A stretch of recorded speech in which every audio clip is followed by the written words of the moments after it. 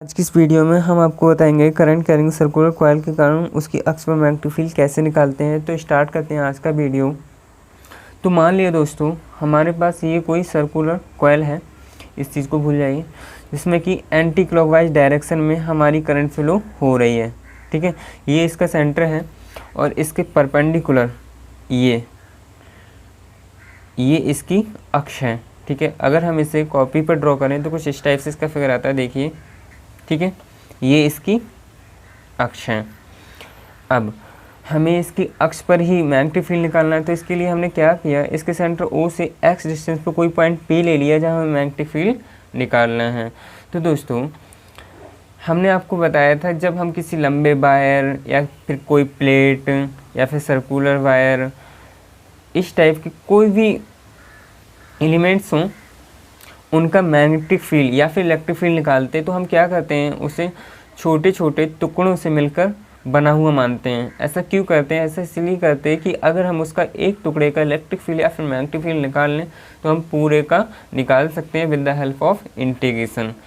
ठीक है, कुछ ऐसा ही हम इस सर्कुलर कॉइल के साथ करने वाले हैं। तो देखिए ध्यान से।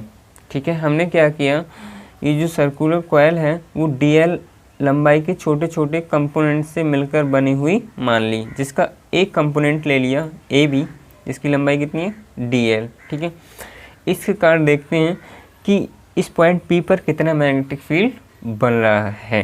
ठीक है, और उसकी डायरेक्शन क्या है। तो पहले हम डायरेक्शन सीखते हैं कि मैग्नेटिक फील्ड की डायरेक्शन कैसे निकालते हैं। ठीक है, तो देखिए, अगर हम अपना राइट हैंड का अंगूठा करंट की डायरेक्शन में रखें, ठीक है, तो हमारी उंगली जिस डायरेक्शन में घूमे वही मैग्नेटिक फील्ड की डायरेक्शन होगी। देखो, ऊपर की ओर घूमनी मतलब परपेंडिकुलर होगी। या फिर दूसरे शब्दों में कहें, मान लो हमारे पास ये कोई कंडक्टर है, ये, ठीक है, इसमें करंट फ्लो हो रही है इस डायरेक्शन में।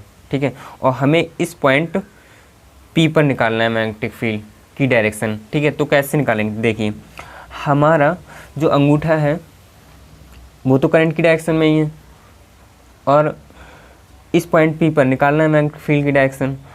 तो इसके और इसके ये दोनों परपेंडिकुलर हैं। ठीक है, तो इन दोनों के, जैसे ये ऊपर को घूमेंगी उंगली, ऊपर की ओर मतलब परपेंडिकुलर मैग्नेटिक फील्ड की डायरेक्शन होगी। मतलब हम यहाँ दिखाएं तो इस टाइप से। ठीक है, मतलब परपेंडिकुलर ऐसे है ना, इसके ऊपर ऐसे करके। ठीक है, अब हम सर्कुलर कॉइल के कारण निकाल के बताएंगे आपको, तब देखना। मैं आपको यहाँ और बता दूँ कि जो हमारी यहाँ मैग्नेटिक फील्ड की डायरेक्शन निकली वो किधर निकली, जो करंट की डायरेक्शन थी और जो लाइन ज्वाइनिंग की डायरेक्शन थी, उन दोनों के परपेंडिकुलर। ठीक है, तो हमने यहाँ इस फिगर को उल्टा कर लिया। ऐसा क्यों किया, मैं आपको दिखाना चाह रहा हूँ कि जो मैग्नेटिक फील्ड की डायरेक्शन है वो यहाँ कैसे आई है। ठीक है, तो देखिए ध्यान से, देखिए आप ध्यान से, जो हमारा अंगूठा है, फिलहाल आप, हमने मान लिया ये जो कंपोनेंट्स है वो इधर है, आप समझने की कोशिश कीजिए, यहाँ है, मतलब करंट की डायरेक्शन में अंगूठा, देखिए ध्यान से, करंट की डायरेक्शन में है और हमें इस पॉइंट P पर निकालना। ये लाइन ज्वाइनिंग है, देखो दिख रही है आपको, उंगली जिधर को उठेंगी वही मैग्नेटिक फील्ड की डायरेक्शन भी, मतलब उनकी परपेंडिकुलर उठ रही है इधर को, मतलब ये दिखाई है हमने, ये DB। ठीक है, अर्थात ये एक दूसरे के परपेंडिकुलर हैं, देखो 90 का एंगल बना रही हैं। ठीक है, अब अगर हम इसे अल्फा कोण घुमा दें कुछ इस टाइप से, तो नीचे वाला वही घूम रहा है। ठीक है, कितना अल्फा कोण देख रहे हैं ना आपको। ठीक है, कुछ इस टाइप से। ठीक है, पूरा घुमा लो ऐसे। अब आगे देखिए, अब हम इसे कंपोनेंट्स में तोड़ेंगे, तो वो कैसे तोड़ते हैं वो देखिए ध्यान से। पहले मान लो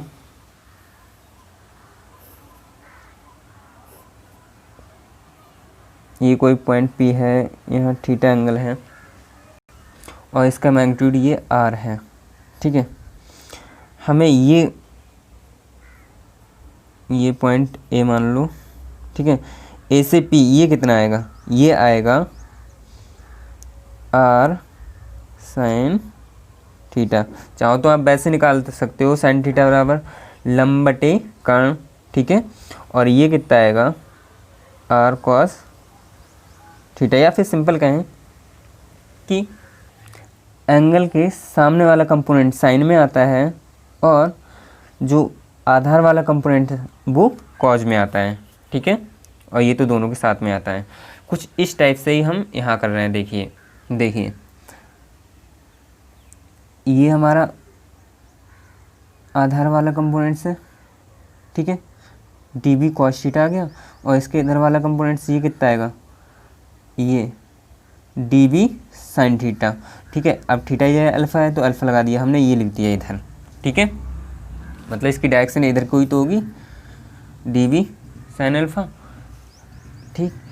ऊपर वाले की तो बात कर ली, अब हम बात करें नीचे वाले की। समझने की कोशिश कीजिए, आखिर हमने नीचे वाला कंपोनेंट सब क्यों ले लिया, एक ऊपर लेने वाला इसलिए लिया कि देखिए आप यहाँ कि इसकी डायरेक्शन इधर थी और इसकी डायरेक्शन किधर हो गई, अब इधर हो गई, ठीक है, अपोजिट हो गई। तो इसके लिए इसकी जो मैग्नेटिक फील्ड डायरेक्शन होगी वो किधर को होगी, इधर होगी। मतलब लाइन ज्वाइनिंग के और इसके परपेंडिकुलर ये, ठीक है।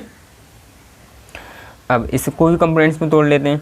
तो ये कंपोनेंट्स कितना आएगा, डी वी कॉस थीटा, मतलब थीटा जगह अल्फ़ा, अल्फ़ा लगा दिया। और ये वाला कितना आएगा, डी वी साइन अल्फ़ा, तो इधर लिख दिया है मैंने, मतलब इसकी डायरेक्शन भी इधर होगी तो इसलिए मैंने लिख दिया है। अब आप समझिए, हाँ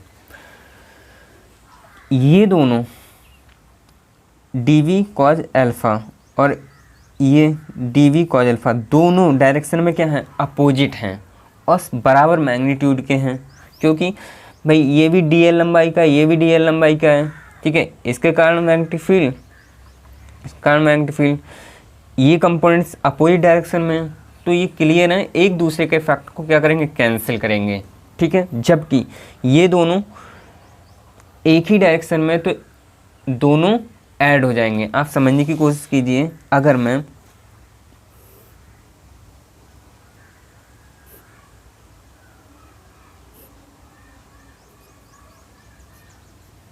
इधर 5 न्यूटन का फोर्स लगा रहा है कोई, इधर 5 न्यूटन का फोर्स लग रहा है, इसका कंपोनेंट इधर वाला ये है और इसका कंपोनेंट इधर वाला ये है, ठीक है। ये इधर को खींच रहा है, ये इधर को खींच रहा है, ठीक है। आप समझने की कोशिश कीजिए, डिस्टेंस थोड़ी इधर होनी चाहिए, कोई नहीं।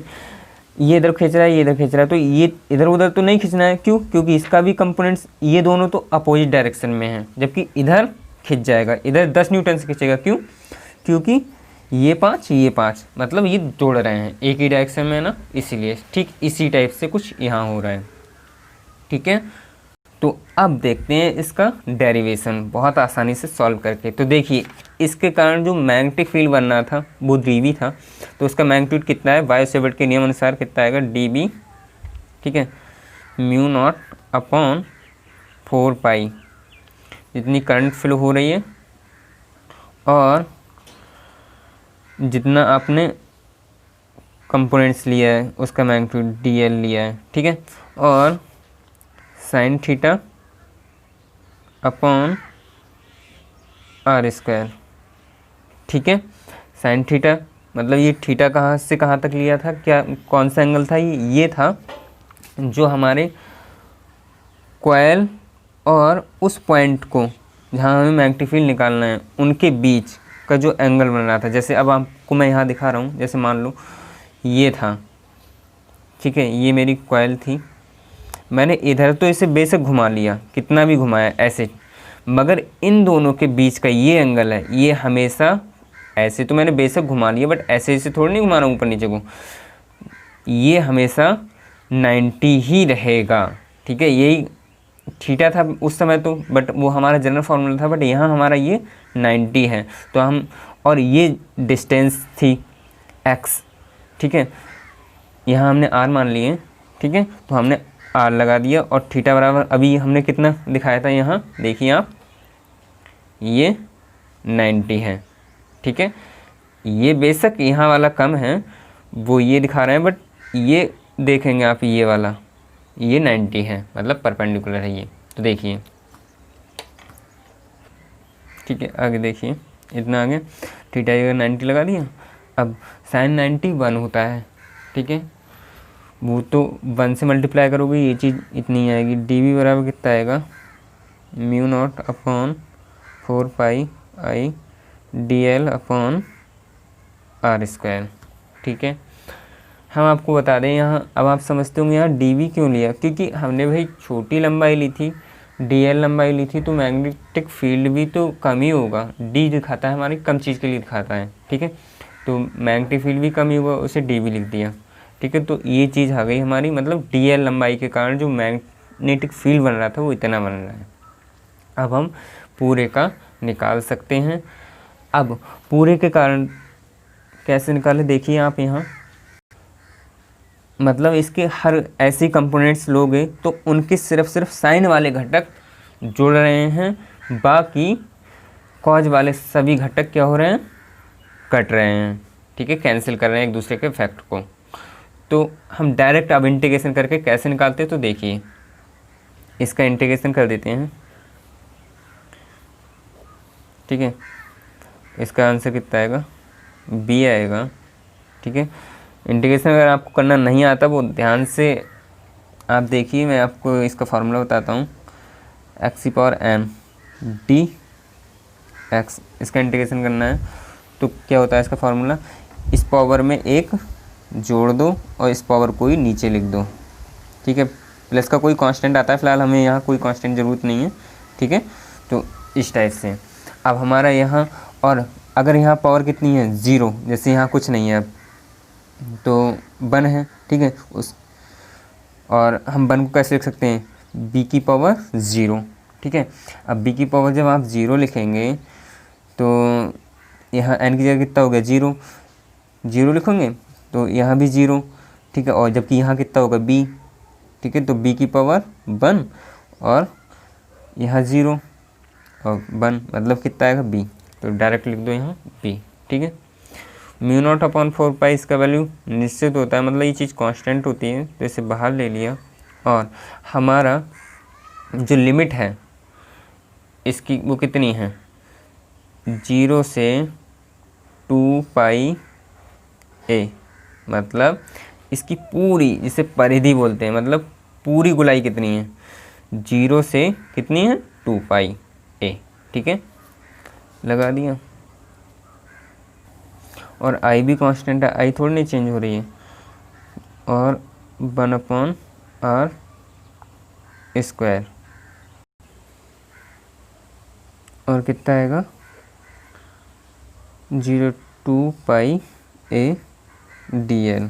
ठीक है, म्यू नॉट अपॉन 4 पाई आई बटे आर स्क्वायर, और इसका कितना आएगा, इसका एल आएगा, और जब लिमिट लगाओगे तो कितना आएगा, 2 पाई ए, ऊपर लिमिट लगा दी, माइनस का 0। ठीक है, तो उसे तो छोड़ दो, तो हमारा b बराबर इतना आया। अब हमारे कंपोनेंट सब जुड़ रहे थे यहाँ। ठीक है, अब मैं डायरेक्ट इसका पूरे का निकालता हूँ, तो पूरे का कितना आ रहा था हमारा, मतलब b बराबर आ रहा था डी बी साइन थीटा की जगह हमने कितना लगाया, अल्फ़ा। ठीक है, अब हमें पता है इंटीग्रेशन डी बी का वैल्यू हमें पता है कितना है, ये लगा दो, म्यू नॉट अपॉन 4 पाई आई बटे आर स्क्वायर। ठीक है, और 2 पाई ए ऐसे ही, और साइन अल्फ़ा का वैल्यू यहाँ से लगा दो। साइन अल्फ़ा का वैल्यू कितना आएगा, देखिए ध्यान से, साइन थीटा बराबर कितना होता है, लंब बटे आधार, लंब कितना है यहाँ a, आधार कितना है, सॉरी लंब बटे कर्ण। ठीक है, तो कर्ण क्या है हमारा यहाँ r। ठीक है, वो वैल्यू लगा दो यहाँ, तो कितना आएगा, a बटे r। ठीक है, तो इससे ही कैंसिल ही कर दो, यहाँ 2 बचेगा, यहाँ 1। ठीक है, तो म्यू नॉट आई बटे 2 r की पावर 3 और a स्क्वायर ऐसे ही। ठीक है, अब हमें पता है r का वैल्यू कितना है, r का आप यहाँ से निकाल सकते हो, देखिए r का आप यहाँ से निकाल सकते हो, तो आएगा a square plus x square root में। ठीक है, कैसे निकाला, पाइथागोरस फिर में आपने पढ़ी होगी। 8th क्लास में है शायद, ठीक है, वहाँ से निकाला ये। तो या फिर इसे हम लिख सकते हैं ए स्क्वायर प्लस एक्स स्क्वायर की पावर 1/2, ठीक है। जब आप आर का वैल्यू रखेंगे तो फाइनल आंसर कितना आएगा, बी बराबर म्यू नॉट आई बटे 2 आर की पावर, आर का तो वैल्यू लगा रहे हैं, ए स्क्वायर ऐसे ही आर का वैल्यू लगा रहे हैं, कितना आएगा ए स्क्वायर प्लस एक्स स्क्वायर की पावर 1/2 और होल पावर जो आर की थी वो कितनी है 3, ठीक है। तो इसका कितना आएगा mu not I A square बटे 2, इसका आएगा ए स्क्वायर प्लस एक्स स्क्वायर की होल पावर 3/2, ठीक है। अगर हमारी कॉइल में n फेरे हों तो n से इसमें क्या हो जाती है, मल्टीप्लाई हो जाती है, ठीक है। चाहते हैं आप यहाँ dv का वैल्यू, जैसे मैंने यहाँ पहले सॉल्व कर लिया था, चाहते हैं आप ये डायरेक्ट रख के इस चीज़ को यहाँ रख के सॉल्व करते, फैक्ट कुछ नहीं पड़ता, आंसर आपका वही आता। तो दोस्तों ये था आज का वीडियो, कैसा लगा कमेंट्स करके ज़रूर बताइए हमें। और अगर आप हमारे चैनल पर नए हैं तो सब्सक्राइब कर लेना। अगर वीडियो आपको अगर पसंद आई हो तो लाइक करना। तब तक के लिए थैंक यू।